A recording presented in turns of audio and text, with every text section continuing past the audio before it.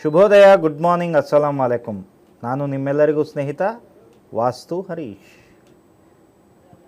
ತಾರೀಕು 31/5/2016 ಮಂಗಳವಾರ.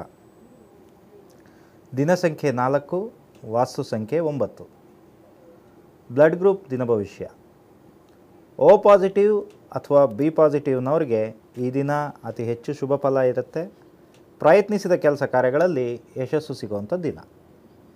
A positive ಅಥವಾ ಎ ಬಿ ಪಾಸಿಟಿವ್ನವ್ರಿಗೆ ಸಾಧಾರಣ ಶುಭ ಫಲ ಇರುತ್ತೆ. ಯಾವುದೇ ಕೆಲಸ ಕಾರ್ಯಗಳಲ್ಲಿ ಮುನ್ನೆಚ್ಚರಿಕೆ ಅಗತ್ಯ. ಪ್ರಮುಖವಾದ ನಿರ್ಧಾರಗಳು ಈ ದಿನ ತಗೊಳ್ಳೋದು ಬೇಡ. ಅಂಕಜ್ಯೋತಿಷ್ಯ ದಿನ ಭವಿಷ್ಯ. ಜನ್ಮ ಸಂಖ್ಯೆ 1. ದಿನದ ಯಾವುದೇ ಸಮಯದಲ್ಲೂ ಅನ್ಎಕ್ಸ್ಪೆಕ್ಟೆಡ್ ಆಗಿ ಸಮಸ್ಯೆ ಎದುರಾಗೋ ಸಾಧ್ಯತೆ ಇದೆ. ಕೆಲಸದಲ್ಲಾಗೋ ಏರ್ಪೇರ್ನಿಂದ ಒಂದು ಸ್ವಲ್ಪ ಟೆನ್ಷನ್ ಜಾಸ್ತಿ ಆಗುತ್ತೆ. ಯಾವುದೇ ಥರದ ಅರ್ಜೆಂಟ್ ನಿರ್ಧಾರಗಳನ್ನು ಈ ದಿನ ತಗೊಬೇಡಿ.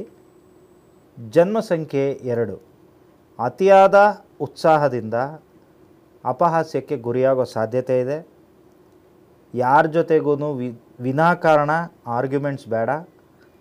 ಟ್ರಿಪ್ ಹೋಗೋ ಪ್ಲ್ಯಾನ್ ಏನಾದರೂ ಇದ್ದರೆ ಇವತ್ತೇ ರಿಟರ್ನ್ ಆಗೋದು ಕ್ಷೇಮ. ಜನ್ಮ ಸಂಖ್ಯೆ 3. ದಂಪತಿಗಳು ಮನಸ್ತಾಪ ಮಾಡ್ಕೊಂಡಿದ್ದರೆ, ಗಂಡ ಹೆಂಡತಿ ಮನಸ್ತಾಪ ಏನಾರು ಮಾಡ್ಕೊಂಡಿದ್ದರೆ ಇವತ್ತೆಲ್ಲ ಸರಿ ಹೋಗುತ್ತೆ.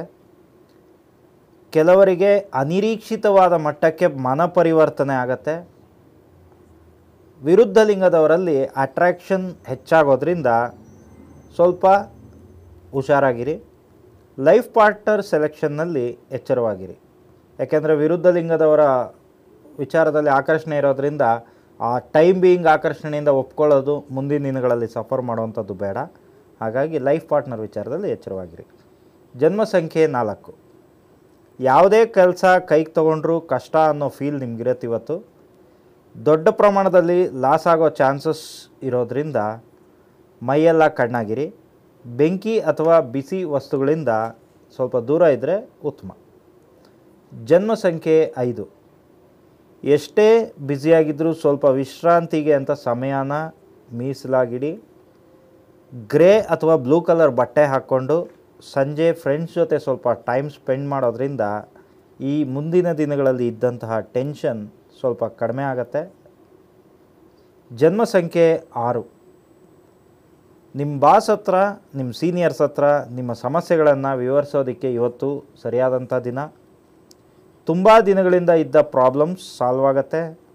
ಹಣ ಮತ್ತು ಕೆಲವು ವಿಚಾರಗಳಲ್ಲಿ ನಿಮಗಿವತ್ತು ಅದೃಷ್ಟದ ದಿನ. ನಿಮ್ಮ ಸೇವೆಯನ್ನು ಸಮಾಜ ಗುರುತಿಸುತ್ತೆ. Lucky colour white. ಜನ್ಮ ಸಂಖ್ಯೆ 7. ನೀವೆಷ್ಟೇ ಧೈರ್ಯವಂತರಾಗಿರಿ ಅಥವಾ ಓಪನ್ ಮೈಂಡೆಡ್ ವ್ಯಕ್ತಿಯಾಗಿದ್ದರೂ ಬೇರೆಯವರ ಸಲಹೆಗಳಿಗೆ ಗಮನ ಕೊಡಿ. ಯಾರಾದರೂ ನಿಮ್ಮ ಸಲಹೆಗಳಿಗೆ ಕಾಯ್ತಾ ಇದ್ದರೆ ಸ್ವಲ್ಪ ಬೇಗ ಕೊಡಿ. ಜನ್ಮ ಸಂಖ್ಯೆ 8. ಯಾರದ್ದೋ ಒತ್ತಾಯಕ್ಕೆ ಅಥವಾ ದಾಕ್ಷಿಣ್ಯಕ್ಕೆ ಏನು ಪರ್ಚೇಸ್ ಮಾಡೋಕ್ಕೆ ಹೋಗಬೇಡಿ. ಯಾವುದಾದ್ರೂ ಕೊಟೇಶನ್ ಕೊಡೋದಿದ್ದರೆ ಅದರ ಕೊಟೇಶನ್ ಡೀಟೇಲ್ಸು ನಿಮಗೆ ಮಾತ್ರ ಗೊತ್ತಿರಲಿ. ಎಷ್ಟೇ ಆತ್ಮೀಯರಾಗಿದ್ದರೂ ಯಾರಿಗೂ ಗೊತ್ತಾಗೋದು ಬೇಡ. ಜನ್ಮ ಸಂಖ್ಯೆ 9.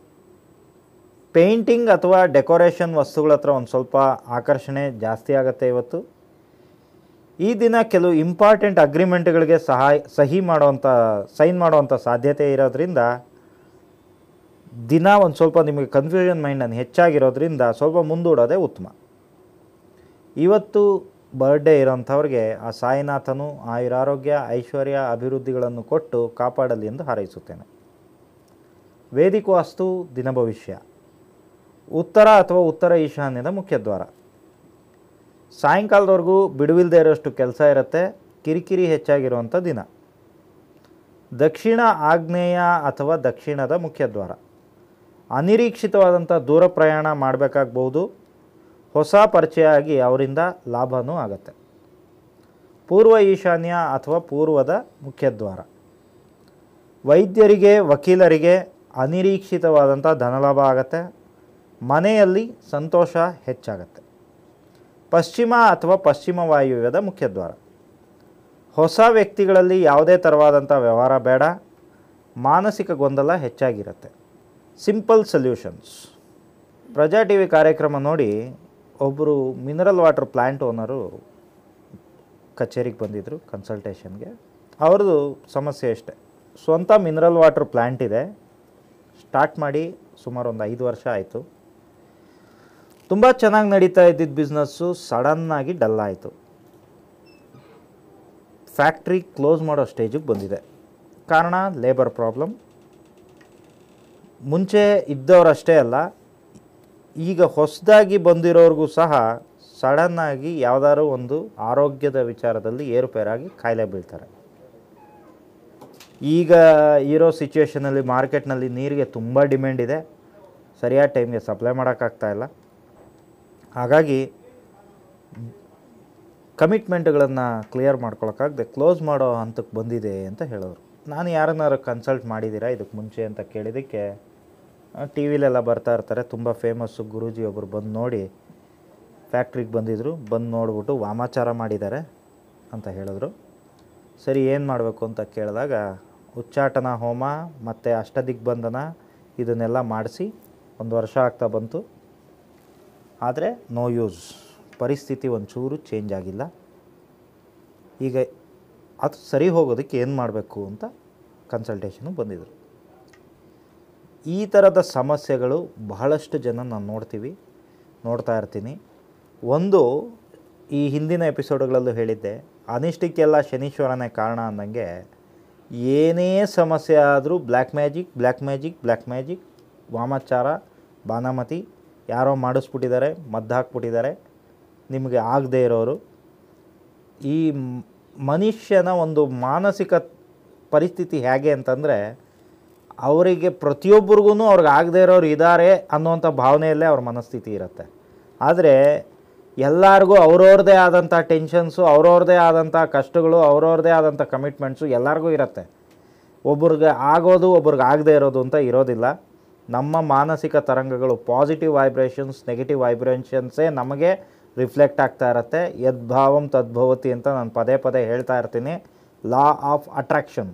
ನಾವು ನಮ್ಗೆ ಯಾರೋ ಮಾಡಿಸಿದ್ದಾರೆ, ನಮಗೇನೋ ತೊಂದರೆ ಆಗ್ತಿದೆ, ನಮಗೆ ಶತ್ರುಗಳು ಜಾಸ್ತಿ ಇದ್ದಾರೆ, ಈ ನೆಗೆಟಿವ್ ಫೀಲ್ನ ಜಾಸ್ತಿ ಮಾಡ್ಕೊತಾ ಹೋದರೆ ಹೊರಗಡೆಯಿಂದ ಯಾರೂ ನಮ್ಮನ್ನು ಚುಚ್ಚೋದು ಬೇಕಾಗಿಲ್ಲ, ಸಾಯಿಸೋದು ಬೇಕಾಗಿಲ್ಲ, ಒಳಗಡೆಯಿಂದನೇ ನಾವೇ ಹಾಗೇ ಕೊಳ್ತೋಗ್ಬಿಡ್ತೀವಿ.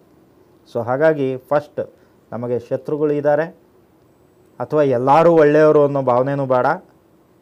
ಇದು ನಮ್ಗೆ ಯಾರೂ ಶತ್ರುಗಳಿಲ್ಲ, ಆ ಥರ ಒಂದು ಪಾಸಿಟಿವ್ ಮೈಂಡ್ಸೆಟ್ನ ಇಟ್ಕೊಳ್ಳಿ. ಆ ಮಾನಸಿಕ ತರಂಗಗಳು ನಿಮ್ಮ ಸುತ್ತಲೂ ನಿಮ್ಮ ಆರಾನ ಪಾಸಿಟಿವ್ ವೈಬ್ಸ್ನಿಂದ ರೀಬಿಲ್ಡ್ ಮಾಡ್ತಾ ಹೋಗುತ್ತೆ.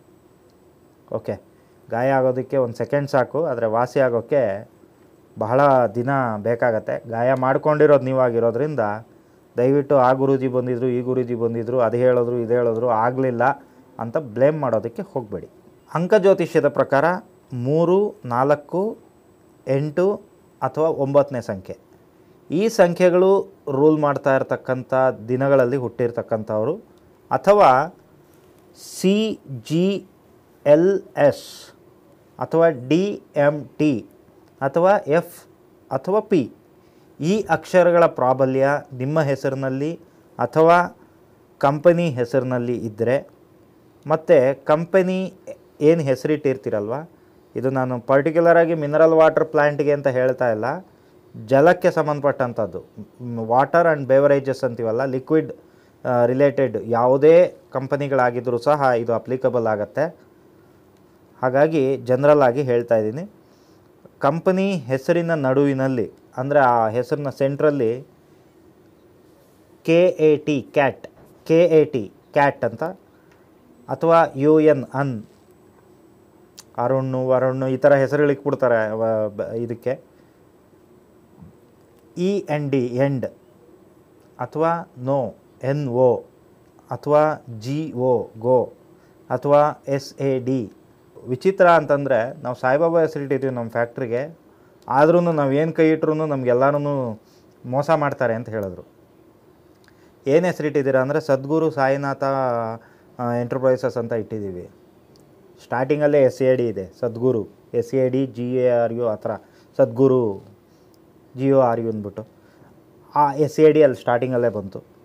ಮತ್ತು ವೆಂಕಟೇಶ್, ಆ ಥರ ಕೆಲವೊಂದು ಹೆಸರುಗಳಲ್ಲಿ ವೆಂಕಟೇಶ್ವರ ಅಂತ ತಗೊಂಡಾಗ ವಾರ್ ಇರುತ್ತೆ, ಪದೇ ಜಗಳ ಆಗುವಂಥದ್ದು. ASH ಆಶೀರ್ವಾದ್ ಅಥವಾ ಇನ್ನೊಂದು ಮತ್ತೊಂದು ASH ಆ ಥರ ASH ಬರೋವಂಥದ್ದು, ಈ ಥರ ಕಾಂಬಿನೇಷನ್ ಇದ್ದರೆ ಅವರು ಸಹ ಈ ಸಮಸ್ಯೆನ ಫೇಸ್ ಮಾಡ್ತಾ ಇರ್ತಾರೆ. ವೇದಿಕ್ ವಾಸ್ತು ಪ್ರಕಾರ ಮೇಯ್ನ್ ಗೇಟ್, ಕಂಪನಿಯ ಮೇಯ್ನ್ ಗೇಟ್, ಫ್ಯಾಕ್ಟ್ರಿಯ ಮೇಯ್ನ್ ಗೇಟ್ ಅಗ್ನಿ ಮೂಲೆಗಿದ್ದರೆ, ಆಗ್ನೇಯಕ್ಕಿದ್ದರೆ ದಕ್ಷಿಣ ಆಗ್ನೇಯ ಅಥವಾ ಪೂರ್ವ ಆಗ್ನೇಯಕ್ಕೆ, ಅಥವಾ ನೈಋತ್ಯ ಭಾಗದಲ್ಲಿದ್ದರೆ, ಕೆಲವು ಕಡೆ ಏನಾಗುತ್ತೆ ದಕ್ಷಿಣಕ್ಕೆ ರೋಡ್ ಇರ್ತಕ್ಕಂಥ ಯೂನಿಟ್ಗೆ ಅಥವಾ ಪಶ್ಚಿಮಕ್ಕೆ ರೋಡ್ ಇರ್ತಕ್ಕಂಥ ಯೂನಿಟ್ಗೆ ಒಂದು ದೊಡ್ಡ ಗೇಟ್ ಹಾಕ್ಬಿಟ್ಟು ನೈಋತ್ಯದ ಕಡೆ ಓಪನ್ ಬಿಟ್ಬಿಡ್ತಾರೆ. ಇಲ್ಲ ಅಂದರೆ 2 ಗೇಟ್ ಕೊಟ್ಟಿರ್ತಾರೆ, ಒಂದು ಇಂದು ಒಂದು ಔಟ್ ಅಂತ. ಇನ್ ಗೇಟ್ ಆಗಿದ್ರು ಅಷ್ಟೇ, ಔಟ್ ಗೇಟ್ ಆಗಿದ್ರು ಅಷ್ಟೇ, ನೈಋತ್ಯದಲ್ಲಿ ಗೇಟ್ ಬಂತು ಅಂತಂದರೆ ಈ ರೀತಿಯಾದಂಥ ಸಮಸ್ಯೆ ಕಾಮನ್. ಪ್ಲ್ಯಾಂಟ್ನಲ್ಲಿ ಈ ಬ್ಲೂ ಕಲರ್, ನೀಲಿ ಮತ್ತು ಕಪ್ಪು ಮತ್ತು ಕೆಂಪು ಬಣ್ಣಗಳನ್ನು, ಅಂದರೆ ಶೀಟ್ಗಳಾಗ್ಬೋದು ಅಥವಾ ಗೋಡೆಗಾಗ್ಬೋದು ಅಥವಾ ಯಾವುದೋ ಫರ್ನಿಚರ್ಗಾಗ್ಬೋದು, ಇಂಟೀರಿಯರ್ಗಾಗ್ಬೋದು, ಎಲ್ಲೇ ಆಗ್ಬೋದು, ಕೆಂಪು ಬಣ್ಣದ, ಕಪ್ಪು ಬಣ್ಣದ, ನೀಲಿ ಬಣ್ಣದ ರಿಫ್ಲೆಕ್ಷನ್ಸ್ ಹೆಚ್ಚಾಗಿದ್ದರೆ, ಯೂಸ್ ಆಗಿದ್ದರೆ, ವರ್ಕಿಂಗ್ ಏರಿಯಾದಲ್ಲಿ ಈಶಾನ್ಯ ಬ್ಲಾಕ್ ಆಗಿದ್ದರೆ, ಅಂದರೆ ಬ್ಲಾಕ್ ಅಂದರೆ ಮುಚ್ಚಲ್ಪಟ್ಟಿದ್ರೆ, ಅಲ್ಲಿಂದ ಗಾಳಿ ಬೆಳಕು ಏನೂ ಇರೋದಿಲ್ಲ ಈಶಾನ್ಯದಿಂದ.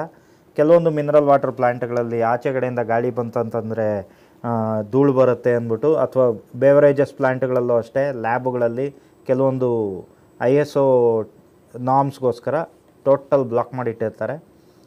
ಅಂಥ ಯೂನಿಟ್ಗಳಲ್ಲಿ ಈ ವರ್ಕರ್ಸ್ಗೆ ಏನಾಗುತ್ತೆ, ಲಂಗ್ಸ್ ಒಳಗಡೆ AC ಗಾಳಿನೇ ತೊಗೊಂಡು ನೀರಿಂದನೂ ಅಷ್ಟೇ ಇನ್ಫೆಕ್ಷನ್ ಆಗುತ್ತೆ, ಬೇವರೇಜಸ್ಸಿಂದನೂ ಇನ್ಫೆಕ್ಷನ್ ಆಗ್ತಾ ಹೋಗುತ್ತೆ. ಅದು ಎವಾಪ್ರೇಟ್ ಆಗ್ತಾ ಅದನ್ನು ಬ್ರೀತ್ ಮಾಡಿ ಅವರ ಲಂಗ್ಸ್, ಹ್ಯೂಮನ್ ಬಾಡಿಗೆ ಲಂಗ್ಸ್ ಒಂದು ರೀತಿ ಏರ್ ಫಿಲ್ಟ್ರ್ ಇದ್ದಂಗೆ. ಆ ಏರ್ ಫಿಲ್ಟ್ರ್ ಯಾವಾಗ ಬ್ಲಾಕ್ ಆಗ್ತಾ ಹೋಗುತ್ತೆ, ಯಾವುದೋ ಒಂದು ರೀತಿಯಾದಂಥ ಆರೋಗ್ಯಕ್ಕೆ ಸಂಬಂಧಪಟ್ಟಂಥ ಸಮಸ್ಯೆ ಹೆಚ್ಚಾಗೋಗುತ್ತೆ.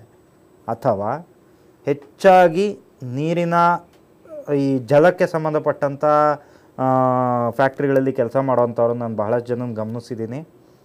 ಈ ಕೋಲ್ಡ್ ಹೆಚ್ಚಾಗಿರುತ್ತಲ್ಲ, ಕೋಲ್ಡ್ ಹೆಚ್ಚಾಗಿದ್ದಾಗ ನಮಗೇ ಗೊತ್ತಿಲ್ಲದಂಗೆ ನಮ್ಮ ದೇಹದ ರಂಧ್ರಗಳೇನಿರುತ್ತೆ, ಆ ಚರ್ಮದ ರಂಧ್ರಗಳು, ಕೂದಲು ಏನಿರುತ್ತೆ, ಆ ರಂಧ್ರಗಳು ಆಟೋಮೆಟಿಕ್ಕಾಗಿ ಅದು ನಮಗೆ ಗೊತ್ತಾಗೋದಿಲ್ಲ, ಆದರೆ ಅದು ಕ್ಲೋಸ್ ಆಗಿಬಿಟ್ಟಿರುತ್ತೆ.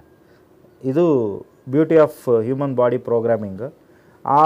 ಅದು ಚಳಿ, ಸಡನ್ನಾಗಿ ಚಳಿ ಬಂದಾಗ ಸಣ್ಣದಾಗಿ ಗುಳ್ಳೆಗಳೆದ್ದೇಳತ್ತಲ್ಲ, ಅದೆಲ್ಲ ಕ್ಲೋಸ್ ಮಾಡ್ಕೊಳ್ಳೋದ್ರಿಂದ ಅದು ಆಗತ್ತೆ. ಹೆಚ್ಚು ಹೊತ್ತು ಯಾರಿಗೆ ಆ ಒಂದು ಚರ್ಮದಲ್ಲಿ ಆ ರಂಧ್ರಗಳು ಕ್ಲೋಸ್ ಆಗಿರುತ್ತೆ, ಅಂಥ ವರ್ಕರ್ಸ್ಗೆ ಅವ್ರಿಗೆ ಗೊತ್ತಿಲ್ಲದಂಗೆ ಕೆಲವೊಂದು ನೆಗೆಟಿವ್ನ ಅಂಶಗಳು ಅವ್ರ ಬಾಡಿಲೇ ಉಳ್ಕೊಂಡು ಈ ರೀತಿಯಾದಂಥ ಸಮಸ್ಯೆಗಳನ್ನು ಫೇಸ್ ಮಾಡ್ತಾ ಇರ್ತಾರೆ. ಇವುಗಳಿಗೆಲ್ಲ ಸೊಲ್ಯೂಷನ್ ತುಂಬ ಸಿಂಪಲ್ ಇರುತ್ತೆ. ಇದೇ ರೀತಿಯಾದಂಥ ಹಲವಾರು ಸಮಸ್ಯೆಗಳು ಮತ್ತು ಅದಕ್ಕೆ ಕಾರಣಗಳೇನು ಅನ್ನೋಂಥದ್ದನ್ನು ನಾನು ಹೇಳ್ತಾ ಹೋಗ್ತೀನಿ. ತಪ್ಪದೇ ನೋಡ್ತಾ ಇರಿ ಅಕ್ಷತತ್ವ.